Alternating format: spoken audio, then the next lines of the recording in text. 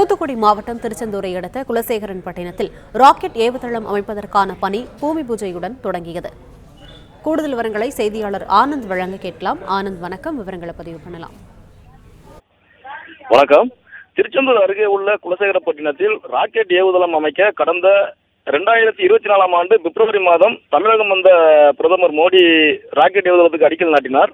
அன்றைய தினமே ரோஹிணி RH-200 என்ற சிறிய வகை ராக்கெட் திட்டமிட்டபடி இஸ்ரோ வெற்றிகரமாக விண்ணில் ஏவியது.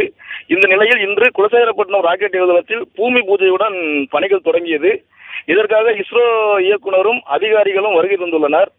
இன்று தொடங்கும் இந்த பணிகள் அடுத்த ஆண்டுகளில் முழுமையாக நிறைவடையும் என்று எதிர்பார்க்கப்படுகிறது. ஏற்கனவே ராக்கெட் ஏவப்படும் இடத்தில் பெட் அமைக்கும் பணி நடந்து வருகிறது. ராக்கெட் ஏவுதளம் அமைக்கும் பணிகளுக்காக 2233 ஏக்கர் நிலங்கள் முழுமையாக கையகப்படுத்தப்பட்டு தற்போது இந்த பணிகள் நடைபெற்று வருகிறது.